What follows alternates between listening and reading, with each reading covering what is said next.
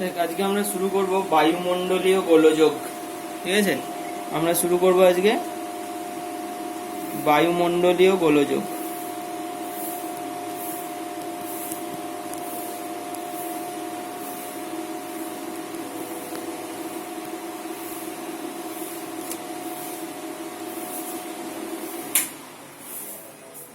বায়ুমণ্ডলীয় গোলযোগ কাকে বলে? আমাদের ভূপৃষ্ঠের তো প্রধান যে তিনটে স্তর রয়েছে কি কি, সেটা হচ্ছে শিলামণ্ডল, বায়ুমণ্ডল এবং বায়ুমণ্ডল। তার মধ্যে বায়ুমণ্ডল হচ্ছে অত্যন্ত গুরুত্বপূর্ণ একটি উপাদান। ভূপৃষ্ঠ থেকে প্রায় 10,000 কিলোমিটার পর্যন্ত বিস্তৃত এক বায়ুর যে চাদর পৃথিবীকে আবেষ্টন করে রয়েছে বা পৃথিবীকে আবিষ্ট করে রয়েছে, তাকেই বলা হচ্ছে কি বায়ুমণ্ডল। তো এই বায়ুমণ্ডল আমরা ক্লাস 10-এ পড়েছি সম্পর্কে। এখন তোদের বিশেষত বায়ুমণ্ডলের মধ্যে যে বিশেষ জিনিসটা আছে সেটা হচ্ছে বায়ুমণ্ডলীয় গোলযোগ। বায়ুমণ্ডলীয় গোলযোগ বলতে তোরা হালকা ধারণা আছে বায়ুমণ্ডলীয় গোলযোগ বলতে আমরা কোনগুলোকে বোঝাই। বায়ুমণ্ডলে যেমন হচ্ছে বৃষ্টিপাত, ঝড়, মানে বায়ুমণ্ডলের স্বাভাবিক অবস্থাকে বিঘ্নিত করে যে সমস্ত কর্মকাণ্ড, বায়ুমণ্ডলীয় কর্মকাণ্ড, তাদেরকেই বলা হচ্ছে কি বায়ুমণ্ডলীয় গোলযোগ। সংজ্ঞা হিসেবে যদি আমরা বলি বায়ুমণ্ডলীয় গোলযোগ, তাহলে কি বলতে হবে? বলছে পৃথিবীর তাপ ও বায়ুচাপ বলয়গুলির সঙ্গে সামঞ্জস্য রেখে নিয়ত বায়ুপ্রবাহ সমূহ ভূপৃষ্ঠে নিয়মিতভাবে প্রবাহিত হয়ে থাকে এবং পৃথিবীতে একটা কি না ভূপৃষ্ঠের উপর শান্ত অবস্থা বিরাজ করে। কিন্তু সবসময় এই শান্ত অবস্থা কিন্তু থাকে না। কেন থাকে না?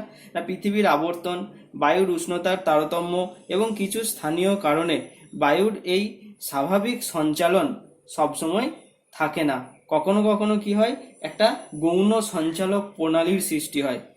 এই গৌণ সঞ্চালক প্রণালীর জন্য কি হয়, আবহাওয়া উল্লেখযোগ্যভাবে এবং তাৎপর্যপূর্ণভাবে প্রভাবিত হয় এবং যার প্রভাবে কি হয়, সমগ্র বায়ুমণ্ডলে একটা অস্থিরতার সৃষ্টি হয়। একেই বলা হচ্ছে কি বায়ুমণ্ডলীয় গোলযোগ বা বায়ুমণ্ডলীয় বিশৃঙ্খলা। যেমন এর উদাহরণ হিসাবে আমরা বলতে পারি যে ঝড়, বৃষ্টিপাত, তুষারপাত, এই সমস্ত ঘটনাকে, যার মধ্যে সবথেকে উল্লেখযোগ্য বায়ুমণ্ডলীয় গোলযোগের মধ্যে পড়ে কি কি, একটা হলো ঘূর্ণবাত এবং আর একটা হলো কি প্রতীপ ঘূর্ণবাত। সবথেকে উল্লেখযোগ্য বায়ুমণ্ডলীয় গোলযোগ কি কি, একটা হলো ঘূর্ণবাত আর একটা হলো প্রতীপ ঘূর্ণবাত। তোদের সিলেবাস অনুসারে এই দুটোই আছে, ঘূর্ণবাত এবং প্রতীপ ঘূর্ণবাত। যাই হোক, এরপরে আমরা ঘূর্ণবাত সম্পর্কে জানবো যে ঘূর্ণবাতটা কি। আচ্ছা, ঘূর্ণবাতের প্রথমে আমরা জানবো যে ঘূর্ণবাতের অর্থ কি। ঠিক আছে, কোথা থেকে ঘূর্ণবাতের সৃষ্টি হয়েছে। ঘূর্ণবাতকে ইংরেজিতে কি বলা হয়? ঘূর্ণবাতের ইংরেজিতে বলা হয় সাইক্লোন। তোরা এগুলো সাইক্লোন কথাটার নাম শুনেছিস, ঠিক আছে, সুপার সাইক্লোন।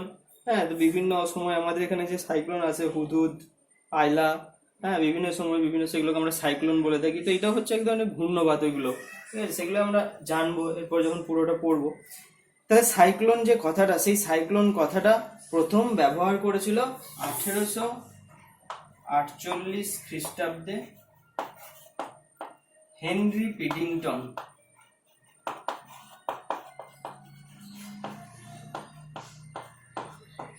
হেনরি পিডিংটন প্রথম 1848 খ্রিস্টাব্দে সাইক্লোন শব্দটি ব্যবহার করেন। এই সাইক্লোন শব্দটার উৎপত্তি করতে এসছে একটা গ্রিক শব্দ, ঠিক আছে, গ্রিক শব্দ কুকুলমা, KUKLOMA, কুকলুমা, বা কোনো কোনো বইয়ে আছে কুকলোস, ঠিক আছে, KYKLOS, কুকলুমা বা কুকলোস। এই দুটো গ্রিক শব্দ। কি শব্দ? গ্রিক শব্দ। এই দুই গ্রিক শব্দ কুকলুমা এবং কুকলোস, যার বাংলা অর্থ দাঁড়ায় কি সাপের কুণ্ডলী।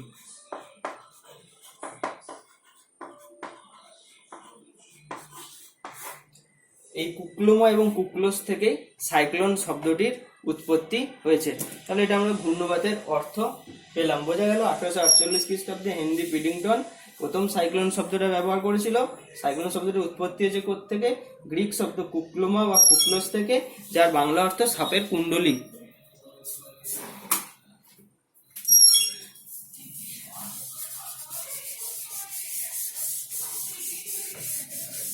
এরপর আমরা ঘূর্ণবাতের সংজ্ঞা জানবো। ঘূর্ণবাতের সংজ্ঞা কি?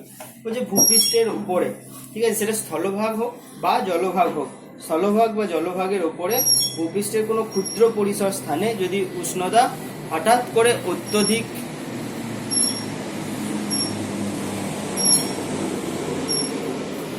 এরোপ্লেন যাচ্ছিল ওই জন্য বন্ধ করলাম, প্রচন্ড আওয়াজ।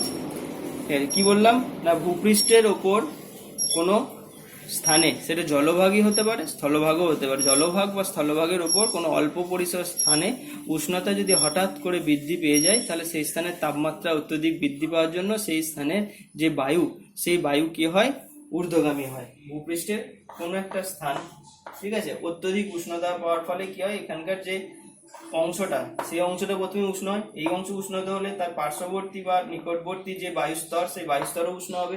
বায়ুস্তর উষ্ণ হলে কি হয়, বায়ু হালকা হয়ে গিয়ে ঊর্ধ্বগামী হয়, উপরের দিকে উঠে যায়। উপরের দিকে উঠে গেলে কি হয়, উপরের দিকে উঠে গেলে এই অংশটা কি হয়ে যায়, ফাঁকা হয়ে যায়, লম্বা হবে। এই অংশ বায়ু উপরের দিকে উঠে গেল, ফলে এই অংশে কি হলো, একটা বায়ু শূন্য অবস্থার সৃষ্টি হয়। বায়ু শূন্য অবস্থার সৃষ্টি হলে কি হয়, দেখ এখানে যে বায়ুশূন্য অবস্থা, ভূপৃষ্ঠের কোনো স্থান বায়ুশূন্য অবস্থায় কখনো থাকতে পারে না। তাহলে এখানে যখন বায়ুশূন্য অবস্থার সৃষ্টি হয়, তখন কি হয়, পার্শ্ববর্তী অঞ্চলে যেখানে বায়ুশূন্য অবস্থা বা বায়ুর পরিমাণ কমে যায়, সেই জায়গাটাকে কি বলা হয়, নিম্নচাপ বলা হয়। তাহলে এই অংশটা হচ্ছে কি, নিম্নচাপ, ঠিক আছে, বা এটাকে এলপি বলা হচ্ছে, লো প্রেসার অঞ্চল, ঠিক আছে। তাহলে নিম্নচাপের সৃষ্টি হয়। এই নিম্নচাপ যেখানে সৃষ্টি হয়, সেই অঞ্চলের দিকে কি হয়, পার্শ্ববর্তী অঞ্চলে যেখানে হাই প্রেসার আছে, পার্শ্ববর্তী অঞ্চলে যেখানে হাই প্রেসার আছে, যেখানকার বায়ুর উষ্ণতা গরম নয়, ঠান্ডা শীতল বায়ু, সেই শীতল বায়ু কি করে, তখন ওই নিম্নচাপ অঞ্চলের দিকে প্রবল বেগে ছুটে আসে, ঠিক আছে। প্রবল বেগে ছুটে আসার পর কি হয়, প্রবল বেগে যখন ছুটে আসার পর যখন এই অংশের উষ্ণতা তো খুব বেশি, ফলে এই যে উচ্চচাপের বায়ু এই অংশে ছুটে আসার পর আবার কি হয়, সেগুলো উষ্ণ হয়ে যায়।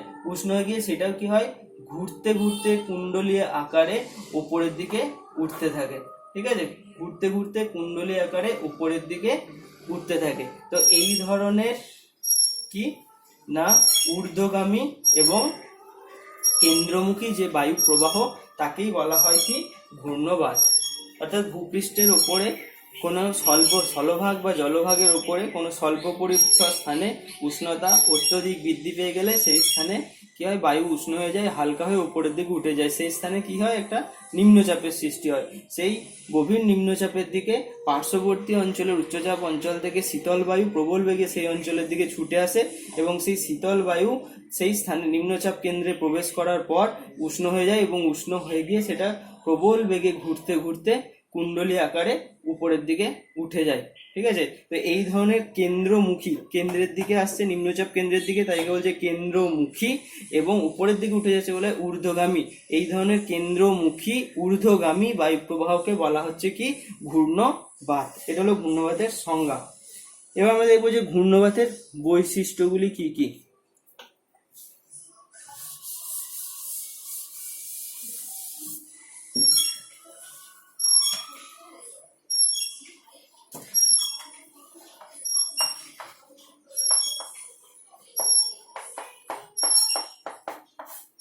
এক নম্বর হচ্ছে চক্ষু। এক নম্বর পয়েন্ট হচ্ছে ঘূর্ণবাতের চক্ষু। ঘূর্ণবাতের চক্ষু কাকে বলছে না, বলছে ঘূর্ণবাতের একেবারে কেন্দ্রে যেখানে গভীর নিম্নচাপের সৃষ্টি হয়, ক্রান্তীয় অঞ্চলের নাম হচ্ছে ঘূর্ণবাতের চক্ষু, ঠিক আছে। এই যে অংশটা, ঠিক আছে, এই অংশটাই কি হচ্ছে, নিম্নচাপ। অর্থাৎ একটা ঘূর্ণবাতের যে জায়গাতে নিম্নচাপের সৃষ্টি হয় এবং যে অংশটাতে কি হয়, বায়ু কুণ্ডলাকারে ঘুরতে ঘুরতে উপরের দিকে উঠে যাচ্ছে, দেখ এই জায়গায় কিন্তু কোনো বৃষ্টিপাত হয় না, ঠিক আছে। এই যতটা কুণ্ডলী থাকে, ঠিক আছে, যদি দেখবি টিভিতে অনেক সময় সাইক্লোনের বিভিন্ন ছবি দেখায়, আমি তো দেখবি কিছু ছবি পোস্ট করবো সাইক্লোনের, ঠিক আছে। সাইক্লোনটা দেখবি এইরকম নিহারিকার মতো হয়ে থাকে, দেখবি এই জায়গায় একটা ছোট্ট ফুটোর মতো থাকে, এইটা হচ্ছে কি ঘূর্ণবাতের চক্ষু, এই ফুটোর মতো অংশটা, তার পার্শ্ববর্তী অঞ্চলে কি হয়, ঝড় বৃষ্টি সমস্ত কিছু ঘটে, কিন্তু এই চক্ষু অঞ্চলটাতে কিন্তু কিছু হয় না। ঠিক আছে, এই জায়গায় আকাশ নির্মল পরিষ্কার থাকে এবং ঝড় বৃষ্টি কিছু হয় না, একটা শান্ত অবস্থা বিরাজ করে কোথায়, এই ঘূর্ণবাতের চক্ষু অংশটাতে। অর্থাৎ কোনো একটা ঘূর্ণবাতের একেবারে কেন্দ্রীয় অংশ যেখানে নিম্নচাপের সৃষ্টি হয় এবং যেখানকার একটা শান্ত নির্মল অবস্থা আবহাওয়া বিরাজ করে, সেই অংশটাকে বলা হয় কি, ঘূর্ণবাতের চক্ষু বা আই অফ সাইক্লোন। বোঝা গেল। 2 নম্বর আসি কি, 2 নম্বর পয়েন্ট হচ্ছে যে ঘূর্ণবাতে যে বায়ুর দিক, ঠিক আছে, ঘূর্ণবাতের বায়ুর দিক কেমন হয়।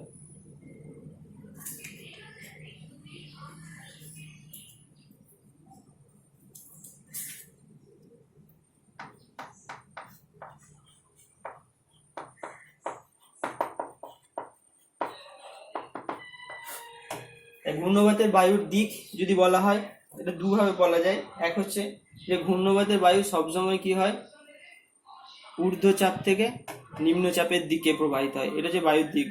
না, ঘূর্ণবাতের বায়ু সবসময় ঊর্ধ্বচাপ থেকে কি নিম্নচাপ অঞ্চলের দিকে প্রবাহিত হয়। কিন্তু এই বায়ু প্রবাহের দিকের একটা জিনিস বোঝার আছে, সেটা হচ্ছে দেখ, উত্তর গোলার্ধে একভাবে প্রবাহিত হয় এবং দক্ষিণ গোলার্ধে আর একরকম ভাবে প্রবাহিত হয়। এখানে নিম্নচাপের কেন্দ্র 950 মিলিবার, 1000 মিলিবার, ঠিক আছে, এটা হচ্ছে ঘূর্ণবাতের কেন্দ্র। তো উত্তর গোলার্ধে ধরে নে, প্রথম উত্তর গোলার্ধে বায়ু প্রবাহের দিক হয় একরকম, দক্ষিণ গোলার্ধে বায়ু প্রবাহের দিক হয় একরকম। উত্তর গোলার্ধে কি হয়, উত্তর গোলার্ধে যে বায়ু প্রবাহিত হয় ঘূর্ণবাতের বায়ু, উত্তর গোলার্ধে ঘূর্ণবাতের বায়ু ঘড়ির কাঁটার বিপরীতে প্রবাহিত হয়। ঠিক আছে, তাহলে উত্তর গোলার্ধে কি, ঘূর্ণবাতের বায়ু ঘড়ির কাঁটার বিপরীতে প্রবাহিত হয়, আর দক্ষিণ গোলার্ধে ঘূর্ণবাতের বায়ু ঘড়ির কাঁটার দিকে প্রবাহিত হয়। এইদিকে ঘড়ির কাঁটা এদিক থেকে এইদিকে যায়, ঠিক আছে, আর উল্টো হচ্ছে এটা। তাহলে উত্তর গোলার্ধে ঘূর্ণবাতের বায়ু ঘড়ির কাঁটার বিপরীতে অ্যান্টি ক্লকওয়াইজ, আর দক্ষিণ গোলার্ধে ক্লকওয়াইজ বা ঘড়ির কাঁটার দিকে প্রবাহিত হয়। এটা হচ্ছে বায়ুর দিক, এটা গুরুত্বপূর্ণ বিষয়। এবার 3 নম্বর হচ্ছে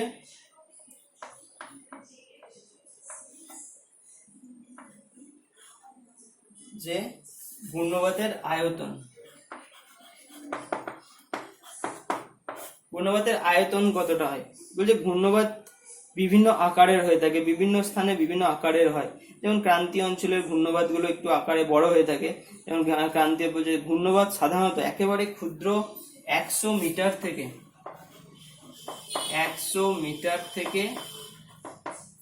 3000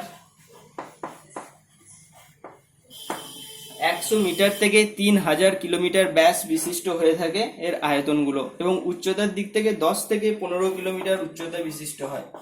10 কিমি থেকে 15 কিমি, 10 কিমি থেকে 15 কিমি উচ্চতা বিশিষ্ট, উপরের দিকে হচ্ছে 10 থেকে 15 কিমি, আর ব্যাস হচ্ছে সব থেকে ক্ষুদ্রতম 100 মিটার থেকে সব থেকে বড় 3000 কিলোমিটার ব্যাস বিশিষ্ট হয়ে থাকে, হতে দেখা যায়।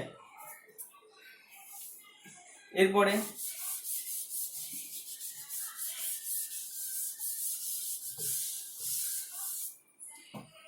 আয়তন গেল, এবারে শক্তির উৎস।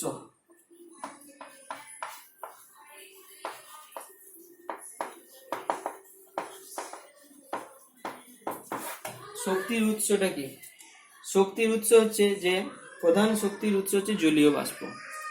যতক্ষণ পর্যন্ত সাইক্লোন জলভাগের মধ্যে থাকে ততক্ষণ পর্যন্ত শক্তি বৃদ্ধি পেতে থাকে। কারণ কি না, জলভাগে যত বায়ুমণ্ডলের উষ্ণতা বৃদ্ধি পেতে থাকে তত সেই বায়ুর জলীয় বাষ্প ধারণ ক্ষমতা বেড়ে যায় এবং তত বেশি পরিমাণ জলীয় বাষ্প সে ওই সমুদ্র থেকে সংগ্রহ করতে থাকে, এবং যত বেশি পরিমাণ জলীয় বাষ্প যায় সেই জলীয় বাষ্প কি হয়, ঘনীভবন হওয়ার সময় প্রচুর পরিমাণে লিন ট্যাপ ত্যাগ করে, এবং সেই লিন ট্যাপই কি করে না, সেই ঘূর্ণবাতের শক্তি বৃদ্ধিতে সাহায্য করে।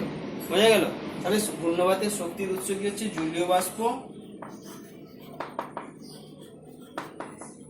ও লিন তাপ। ঠিক আছে।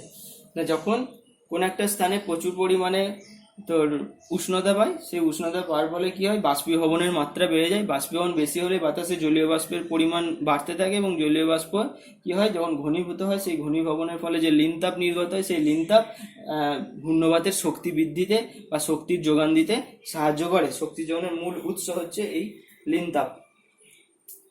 এরপর হচ্ছে তোর বায়ুর গতিবেগ। বায়ুর গতিবেগ কেমন থাকে?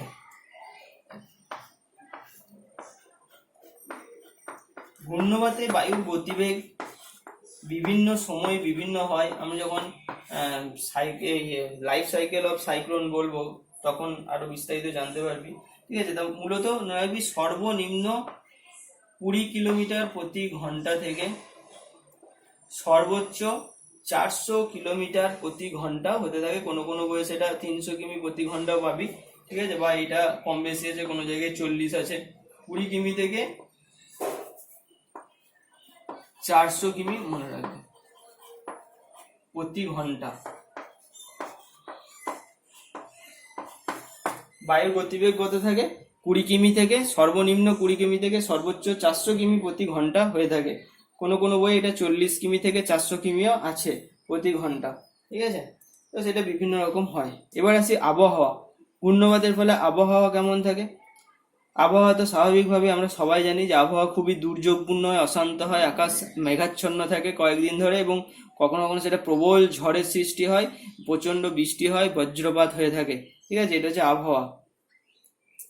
আর স্থায়িত্ব কেমন হয় না, ঘূর্ণবাত সাধারণত 2 থেকে 3 দিন এবং কখনো কখনো সেটা 7 দিন পর্যন্ত স্থায়িত্ব হতে পারে। ঠিক আছে, এগুলো হচ্ছে ঘূর্ণবাতের বৈশিষ্ট্য আমরা পেলাম। এবার আসবো আমরা ঘূর্ণবাতের প্রকারভেদ।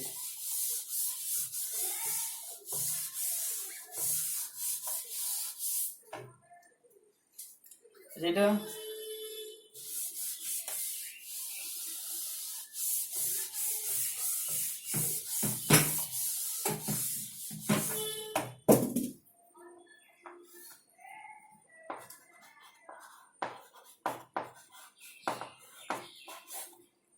ঘূর্ণবাতকে প্রধান দুটো ভাগে ভাগ করা যায়।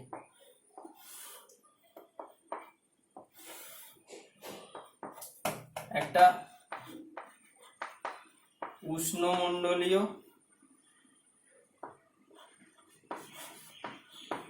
বা ক্রান্তীয় ঘূর্ণবাত,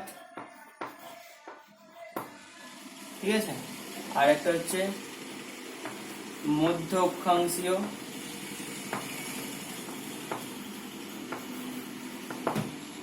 বা নাতিশীতোষ্ণ মণ্ডলীয় বা নাতিশীতোষ্ণ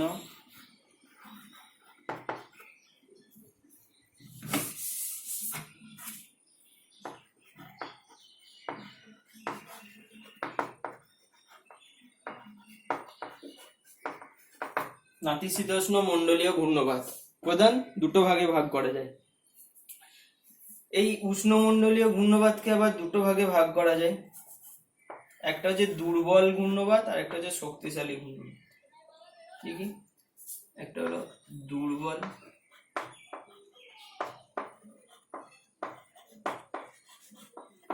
আর একটা হচ্ছে শক্তিশালী।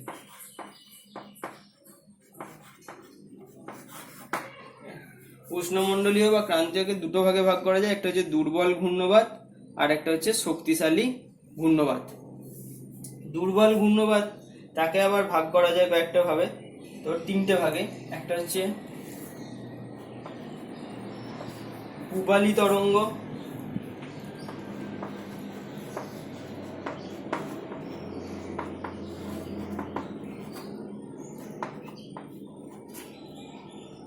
লঘু বা দুর্বল নিম্নচাপ,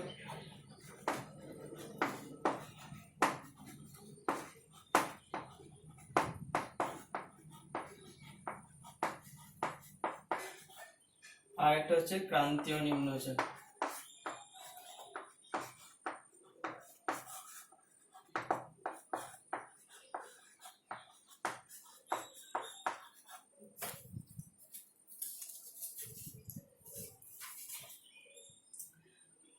আর একটা হচ্ছে প্রবল ক্রান্তীয় ঘূর্ণবাত। শক্তিশালী ঘূর্ণবাতের মধ্যে পড়ে একটাই, যেটাকে বলেছে প্রবল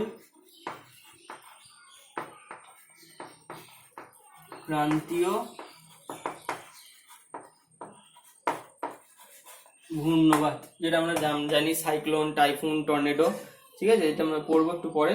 যাই হোক, এটা হচ্ছে শক্তিশালী ঘূর্ণবাতের মধ্যে তাহলে বলছে প্রবল ক্রান্তীয় ঘূর্ণবাত। বোঝা গেল? তাহলে ঘূর্ণবাতকে প্রধান দুটো ভাগে ভাগ করা হচ্ছে, উষ্ণমণ্ডলীয় বা ক্রান্তীয় ঘূর্ণবাত, এটা মধ্য অক্ষাংশীয় বা নাতিশীতোষ্ণ মণ্ডলীয় ঘূর্ণবাত। উষ্ণমণ্ডলীয় বা ক্রান্তীয় ঘূর্ণবাতকে দুটো ভাগে ভাগ করা হচ্ছে, দুর্বল ঘূর্ণবাত আর এটা হচ্ছে শক্তিশালী ঘূর্ণবাত।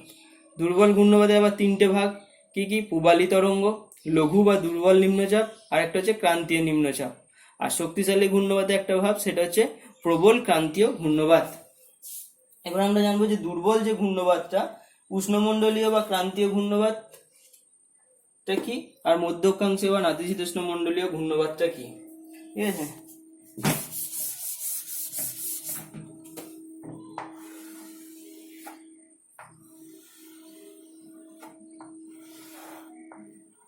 এটা হচ্ছে নিরক্ষরেখা, তাই তো?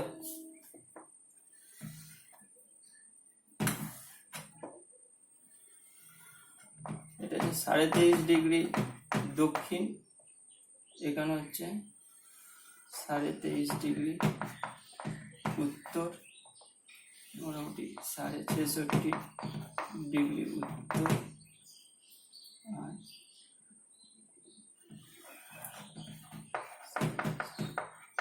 দক্ষিণ। ঠিক আছে, উষ্ণমণ্ডলীয় বা ক্রান্তীয় ঘূর্ণবাতটা কি বলছে? মোটামুটি উভয় গোলার্ধের 5 ডিগ্রি থেকে 30 ডিগ্রি পর্যন্ত অংশ। ঠিক আছে, তাহলে এটা যদি আমি ভালো করে মেখে দেখাই,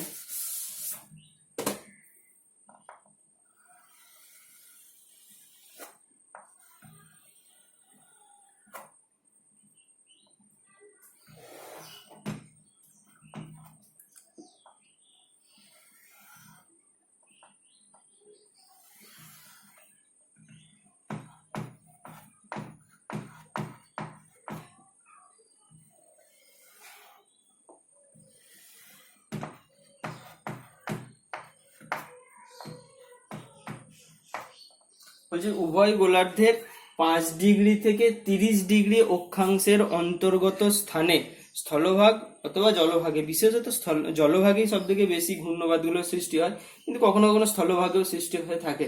তো এই 5 ডিগ্রি থেকে 30 ডিগ্রি অক্ষাংশের মধ্যবর্তী স্থানে যে ঘূর্ণবাতগুলোর সৃষ্টি হয়, সেই ঘূর্ণবাতগুলোকে বলছে কি? উষ্ণমণ্ডলীয় বা ক্রান্তীয় ঘূর্ণবাত।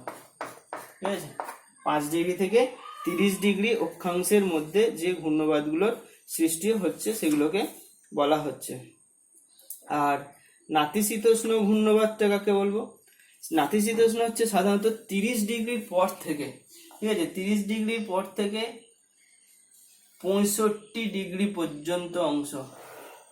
30 ডিগ্রির পর থেকে 65 ডিগ্রি পর্যন্ত অংশ, যে অংশটার মধ্যে যে সমস্ত ঘূর্ণবাতগুলোর সৃষ্টি হয় তাকে বলা হচ্ছে নাতিশীতোষ্ণ ঘূর্ণবাত। তাহলে এই অংশটা হচ্ছে কি? ক্রান্তীয় ঘূর্ণবাত সৃষ্টি হয়।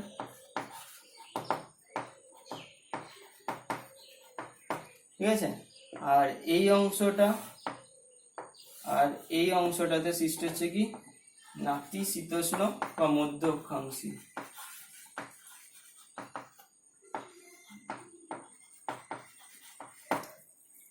এই অংশটাতে হচ্ছে নাতিশীতোষ্ণ ঘূর্ণবাত বা মধ্য অক্ষাংশীয় ঘূর্ণবাত, এবং এই 5 ডিগ্রি থেকে 30 ডিগ্রি অক্ষাংশের মধ্যবর্তী অংশ হচ্ছে ক্রান্তীয় ঘূর্ণবাত। বোঝা গেল? তাহলে ক্রান্তীয় ঘূর্ণবাত আর নাতিশীতোষ্ণ ঘূর্ণবাত কোন জায়গায় সৃষ্টি হয়। এবার যেগুলো আছে সেগুলো হচ্ছে কি? দুর্বল ক্রান্তীয় ঘূর্ণবাত। ক্রান্তীয় ঘূর্ণবাত 3 প্রকার। একটা হচ্ছে পূবালী তরঙ্গ বলা হচ্ছে, যেটা পূবালী তরঙ্গ কাকে বলছে না? পূবালী তরঙ্গ হচ্ছে যে আটলান্টিক এবং প্রশান্ত মহাসাগরের পশ্চিম দিকে ক্রান্তীয় অঞ্চলে সাধারণত যে সমস্ত ঘূর্ণিঝড় সৃষ্টি হয় তাদেরকে বলা হয় পূবালী তরঙ্গ। পূবালী তরঙ্গে সাধারণত তোর গতিবেগ খুব কম হয়, 40 কিলোমিটার প্রতি ঘন্টায় যে ঘূর্ণবাদ থাকে তাই গতিবেগ 40 কিমির বেশি হয় না। সাধারণত গ্রীষ্মকালে এবং শরৎকালে এরকম ঘূর্ণিঝড়ের সৃষ্টি হয়ে থাকে। হ্যাঁ, আর এদের যে ঝড়ের দৈর্ঘ্য প্রায় 1500 থেকে 2000 কিমি হয়ে থাকে।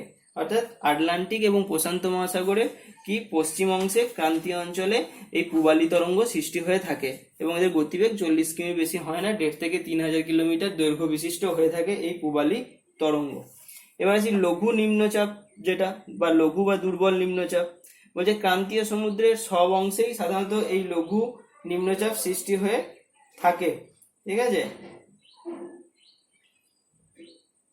এবং এর ফলে কি হয়, বিভিন্ন প্রকার দুর্বল ঘূর্ণিঝড়ের সৃষ্টি হয়। খুব একটা বেশি বড় ঘূর্ণিঝড় সৃষ্টি হয় না, ছোট ছোট ঘূর্ণিঝড়ের সৃষ্টি হয়ে থাকে। এবং এই দু ধরনের যে নিম্নচাপগুলো সৃষ্টি হয়, এই দুর্বল নিম্নচাপ, তাদের যে ব্যাস সেটা 200 থেকে 500 কিমি পর্যন্ত হয়ে থাকে। এবং এর প্রভাবে কি হয়, একই জায়গায় নিম্নচাপ স্থির থাকে এবং প্রচুর বৃষ্টিপাত ঘটে এই প্রভাবে। এবং বায়ুর গতিবেগ খুব বেশি হয় না, 40 কিমি থেকে 60 কিমি প্রতি ঘন্টা হয়ে থাকে বায়ুর গতিবেগ। আর সবার শেষে আছে ক্রান্তীয় নিম্নচাপ বা ডিপ্রেশন। কি বলছে, ক্রান্তীয় অঞ্চলে দুর্বল যে ঘূর্ণিঝড়, ক্রান্তীয় অঞ্চলে দুর্বল ঘূর্ণিঝড়কে বলা হয় ক্রান্তীয় নিম্নচাপ বা ক্রান্তীয় ডিপ্রেশন বলা হয়ে থাকে। সাধারণত যেখানে সমুদ্রপৃষ্ঠের উষ্ণতা 26 ডিগ্রি থেকে 30 ডিগ্রি সেলসিয়াস হয়ে থাকে, সেখানে সাধারণত এই ধরনের দুর্বল ক্রান্তীয় নিম্নচাপ সৃষ্টি হয়। এবং এই ধরনের ঘূর্ণিঝড়ের ব্যাস প্রায় 1000 কিলোমিটার হয়ে থাকে এবং বায়ুর গতিবেগ সাধারণত আর একটু বেশি হয়, 60 থেকে 120। তাকে এখানে পরপর 3টে গতিবেগ, পূবালী তরঙ্গের গতিবেগ 40 কিমি ছাড়াই না, ঠিক আছে, 40 কিমির মধ্যেই থাকে। তারপরেরটা 40 কিমি থেকে 60 কিমি প্রতি ঘন্টায় গতিবেগ হয়। আর এইটাতে যেটা হয় সেটা সাধারণত দেখা যায় যে 60 থেকে 120 কিমি, 60 থেকে 120 কিমি প্রতি ঘন্টায় গতিবেগ সম্পন্ন হয়ে থাকে। বোঝা গেল, এই হলো 3টে জিনিস। পূবালী তরঙ্গ তাহলে আটলান্টিক এবং প্রশান্ত মহাসাগরের পশ্চিম অংশে দেখতে পাওয়া যায়, গতিবেগ 40 কিমি হয়ে থাকে এবং খুব একটা বেশি ঝড় ঝঞ্ঝা বৃষ্টিপাত হয় না। লঘু বা দুর্বল নিম্নচাপ হচ্ছে সাধারণত যে দুর্বল নিম্নচাপগুলো সৃষ্টি হয়ে থাকে সারা ক্রান্তীয় অঞ্চল জুড়েই এরকম ছোট ছোট নিম্নচাপের সৃষ্টি হয় এবং এইভাবে স্থিরভাবে একই জায়গায় প্রচুর বৃষ্টিপাত ঘটে এবং গতিবেগ 40 থেকে 60 কিমি হয়ে থাকে। আর ক্রান্তীয় নিম্নচাপ, ক্রান্তীয় অঞ্চলে যে নিম্নচাপের সৃষ্টি হয় তাকেই বলা হচ্ছে ক্রান্তীয় অঞ্চলের নিম্নচাপ বা ক্রান্তীয় ডিপ্রেশন। এর প্রভাবে কি হয়, ছোট ছোট ঘূর্ণিঝড়ের সৃষ্টি হয়, ঠিক আছে। সেই ঘূর্ণিঝড়গুলোর গতিবেগ 60 থেকে 120 কিমি হয়ে থাকে। এই হলো তোর ক্রান্তীয় ডিপ্রেশন বা দুর্বল ঘূর্ণবাতের গুলো হয়ে গেল। এবার আসবো আমরা যে শক্তিশালী ঘূর্ণবাত। হ্যাঁ, শক্তিশালী যে ঘূর্ণবাত, সেই ঘূর্ণবাতের নাম হচ্ছে কি প্রবল ক্রান্তীয় ঘূর্ণবাত। অর্থাৎ ক্রান্তীয় অঞ্চলে যে প্রবল ঘূর্ণিঝড় দেখতে পাওয়া যায় তাকে বলা হচ্ছে কি প্রবল ক্রান্তীয় ঘূর্ণবাত। এই ঘূর্ণবাত সম্পর্কে বলতে গিয়ে একটাই বিশেষণ যে বিশেষণ হিসাবে যোগ করা হয় যে বিধ্বংসী এবং ভয়ঙ্কর, ঠিক আছে। এই দুটো বিশেষণ এই ঘূর্ণবাতের ক্ষেত্রে সব থেকে বেশি প্রযোজ্য।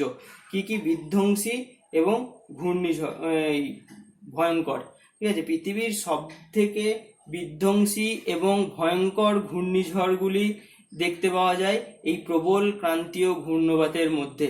যা নাম শুনবি, টর্নেডো পৃথিবীর সব থেকে ভয়ঙ্করতম ঘূর্ণিঝড়, টর্নেডো, এই টাইফুন, হ্যারিকেন, হ্যাঁ, উইলি, বিভিন্ন জায়গায় বিভিন্ন নাম, কিন্তু এগুলো সবই হচ্ছে প্রবল ক্রান্ত। যেমন আমাদের ভারতবর্ষে যেটাকে বলা হয় সাইক্লোন, এই কদিন আগেই একটা সাইক্লোন এসেছিল, হ্যাঁ, তোরা জানিস বিশাল তছনছ করে দিয়ে গেল। এছাড়াও এর আগেও এসছে আয়লা, হুদহুদ, এই সমস্ত বিভিন্ন ঘূর্ণবাদ যেগুলো সৃষ্টি হয় সেগুলো সবই হচ্ছে এই শক্তিশালী প্রবল ক্রান্তীয় ঘূর্ণবাদ। তাহলে যদি সংজ্ঞা হিসাবে বলতে হয় তাহলে কি বলবো না, নিরক্ষরেখার উভয় পাশে 5 ডিগ্রি থেকে 25 ডিগ্রি অক্ষাংশের মধ্যবর্তী স্থানে বায়ুমণ্ডলের বিভিন্ন গোলযোগের মধ্যে সবচেয়ে ভয়ঙ্কর এবং বিধ্বংসী যে গোলযোগ তাকে বলা হচ্ছে কি এই ক্রান্তীয় প্রবল ঘূর্ণবাত, ঠিক আছে। সাধারণত গ্রীষ্মকালে এবং শরৎকালে প্রথম দিকে, গ্রীষ্মকালে এবং শরৎকালের প্রথম দিকে এই ধরনের ঘূর্ণবাত সৃষ্টি হতে দেখা যায়। সেটা বিভিন্ন দেশে বিভিন্ন নাম, এটা আমরা পরে জানবো। তাহলে এটা আমরা এতক্ষণ জানলাম এতটা। এরপর আমরা এই ক্রান্তীয় ঘূর্ণবাত সম্পর্কে জানবো একটু। কি না, ক্রান্তীয় ঘূর্ণবাতের যে অনুকূল শর্ত, ঠিক আছে, ক্রান্তীয় ঘূর্ণবাত সৃষ্টি, সেইগুলো আমরা একটু জেনে নেব।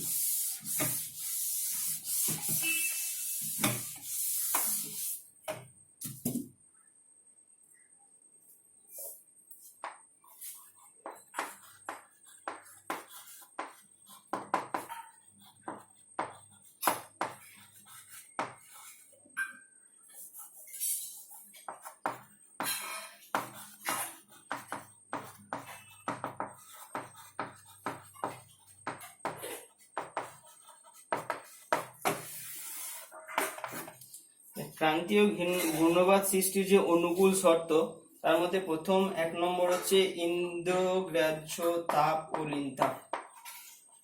ইন্দ্রিয়গ্রাহ্য তাপ ও লিনতাপ।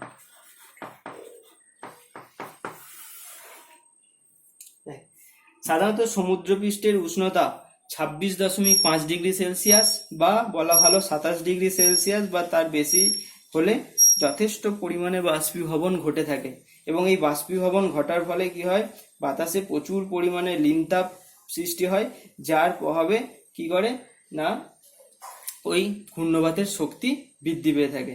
ঠিক আছে, একটা কথা মনে রাখবি যে এটা অনেক সময় ছোট প্রশ্ন আসে যে ক্রান্তীয় ঘূর্ণবাত সৃষ্টির জন্য সমুদ্র জলের উষ্ণতা কত থাকা বাঞ্ছনীয়, সেটা মনে রাখবি 27 ডিগ্রি সেলসিয়াস।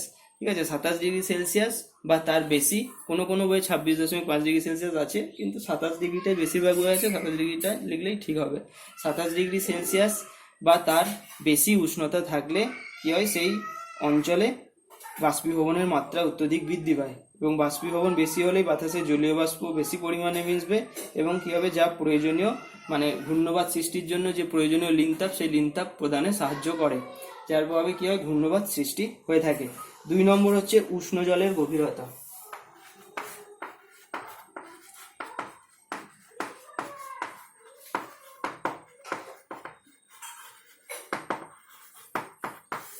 উষ্ণ জলের গভীরতা 27 ডিগ্রি সেলসিয়াস যুক্ত যে উষ্ণ জল, সেই উষ্ণ জলের যে উল্লম্ব গভীরতা, ঠিক আছে, সেই উল্লম্ব গভীরতাটা কি হবে, 60 থেকে 70 মিটার গভীরতা যুক্ত হতে হবে। ঠিক আছে, সমুদ্র জলের যে গভীরতা, সেই গভীরতাটা কোন সমুদ্র জল না 27 ডিগ্রি সেলসিয়াস উষ্ণতা বিশিষ্ট সমুদ্র জলের গভীরতা 60 থেকে 70 মিটার হতে হবে। তার থেকে বেশি গভীর হলে কি হবে, কারণ বেশি গভীরের জল কি হয়, শীতল হয়, সেই শীতল জল পরিচলন স্রোতের প্রভাবে ভূপৃষ্ঠের উপরে উঠে চলে আসবে। ভূপৃষ্ঠ মানে হচ্ছে সমুদ্রপৃষ্ঠের উপরে, ঠিক আছে, ভূপৃষ্ঠ ভুল না, যদি সমুদ্র জলের গভীরতা অধিক বেশি হয় তাহলে সমুদ্র জলের নিচের দিকে জলে সাধারণত সূর্যালোক পৌঁছায় না, সেখানকার জল শীতল হয়, এবং পরিচলন স্রোতের প্রভাবে সবসময় শীতল জল ভূপৃষ্ঠের উপরের দিকে উঠে আসে, যার প্রভাবে কি হয়, ওই শীতল জল সমুদ্রপৃষ্ঠের উপরে উঠে এলে সেই সমুদ্রপৃষ্ঠের উপরিভাগের যে জল, সেই জলকেও শীতল করে দেয়, প্রশমিত করে দেয়, ফলে 27 ডিগ্রি সেলসিয়াস উষ্ণতায় পৌঁছতে পারবে না, যার প্রভাবে কি হয়, বাষ্পীভবনের মাত্রাও বৃদ্ধি পাবে না। এই কারণে কি হয়, গভীরতা 60 থেকে 70 মিটার হওয়াটাই হচ্ছে আদর্শ। ঠিক আছে, এটা একটা মনে রাখবি যে সমুদ্র জলের গভীরতা 60 থেকে 70 মিটার গভীরতা যুক্ত হবে। 3 নম্বর হচ্ছে যে বায়ুমণ্ডলের যে নিম্ন স্তর, এটাকে বলা হচ্ছে তোর ভূতপূর্ব গোলযোগের উপস্থিতি।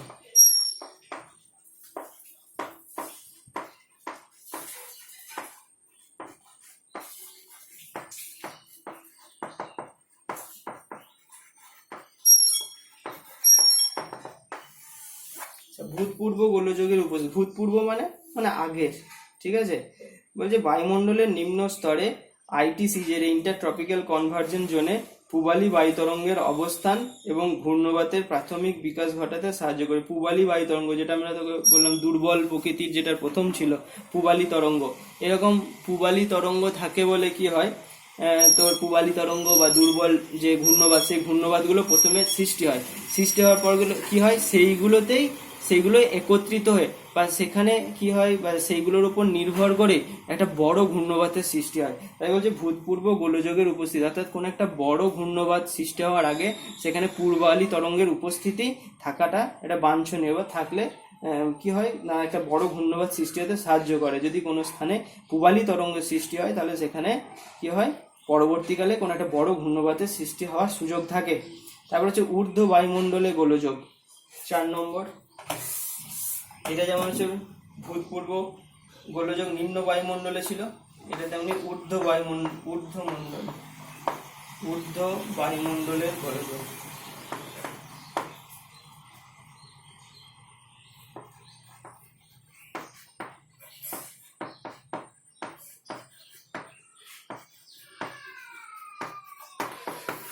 ঊর্ধ্ব বায়ুমণ্ডলের গোলযোগ,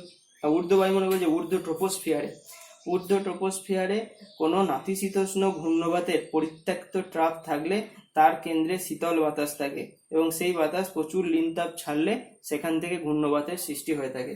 ওই যে ঊর্ধ্ব বায়ুমণ্ডল মানে ট্রপোস্ফিয়ারের ঊর্ধ্ব অংশে যদি আগেকার কোনো নাতিশীতোষ্ণ ঘূর্ণবাতের পরিত্যক্ত অংশ থেকে থাকে, ঠিক আছে, যেটাকে ট্রাফ বলছে, পরিত্যক্ত ট্রাফ, সেই ট্রাফ যদি থেকে থাকে, ট্রাফ মানে হচ্ছে তোর যে আগেকার যে ঘূর্ণবাতের কিয়দ অংশ, কেন্দ্রীয় অংশ, সেই অংশ, ঠিক আছে, সেই ট্রাপ যদি থেকে থাকে তাহলে কি হয়, সেখানে কেন্দ্রে শীতল বাতাস থাকে, তার কেন্দ্রে সেই শীতল বাতাস প্রচুর লিনতাপ ছাড়লে কি হয়, ঘূর্ণবাতের সৃষ্টি হয়।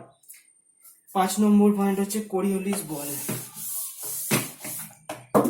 কোরিওলিস বল কি করে? কোরিওলিস বলে যে ঘূর্ণবাত সৃষ্টির জন্য যথেষ্ট পরিমাণ কোরিওলিস বলের প্রয়োজন হয়। কোরিওলিস বলের প্রভাবেই সাধারণত বায়ু সোজা পথে প্রবাহিত না হয়ে কি হয়, উত্তর গোলার্ধে এবং দক্ষিণ গোলার্ধে বায়ু বিক্ষিপ্ত হয়। ঠিক আছে, এই কোরিওলিস বলের উপস্থিতির জন্যই সাধারণত দেখা যায় বাতাস তরঙ্গের মতো পরিচালিত করতে সাহায্য করে। ঠিক আছে, এবং সাধারণত ঘূর্ণবাতের যে ঘূর্ণি, সেই ঘূর্ণিটা সৃষ্টিতে সাহায্য করে, যে ভটেক্স বলা হয় যেটাকে, মানে কুণ্ডলাকার যে অবস্থা, ঠিক আছে, এই যে কুণ্ডলিটার সৃষ্টি হয়, এই কুণ্ডলী সৃষ্টি হতে সাহায্য করে কি, কোরিওলিস বল। কারণ কোরিওলিস বলের জন্য বায়ু সোজা পথে প্রবাহিত হয় না, সে কি হয়, বেঁকা পথে প্রবাহিত হয়। এই কোরিওলিস বলের পরিমাণ যেখানে বেশি হবে থাকার জন্য কি হয়, সাধারণত বাতাসে এই তরঙ্গের আকার সৃষ্টি করতে বা এই কুণ্ডলীটা সৃষ্টি করতে সাহায্য করে এই কোরিওলিস বল। এবং সাধারণত এই কোরিওলিস বল দেখা যায় যে 5 ডিগ্রি অক্ষাংশের পর ধীরে ধীরে বৃদ্ধি পায় এবং সাধারণত অধিকাংশ ক্ষেত্রে ঘূর্ণবাত 15 ডিগ্রি অক্ষাংশে বা তার সংলগ্ন অঞ্চলে সংগঠিত হয়। এছাড়াও আরো কিছু কিছু জিনিস প্রয়োজন হয়। একটা হচ্ছে বাতাসে ন্যূনতম উলম্ব উত্থান, নিম্নস্তরে মৃদু নিম্নচাপের উপস্থিতি এবং কোথাও কোথাও প্রতীপ ঘূর্ণবাতের উপস্থিতিও একটা বড় ঘূর্ণবাতের সৃষ্টিতে সাহায্য করে। তো প্রধান 5টা পয়েন্ট তোরা মুখস্থ করবি। ঠিক আছে, ক্রান্তীয় ঘূর্ণবাত সৃষ্টির যে অনুকূল শর্ত, এই 5টা পয়েন্ট তোরা ভালো করে মুখস্থ করবি। পরের দিন বা পরের ভিডিওতে আমি ক্রান্তীয় ঘূর্ণবাতের উৎপত্তি সংক্রান্ত বিশেষ, যেটা হচ্ছে লাইফ সাইকেল, জীবনচক্র এবং গঠনটা ব্যাখ্যা করব।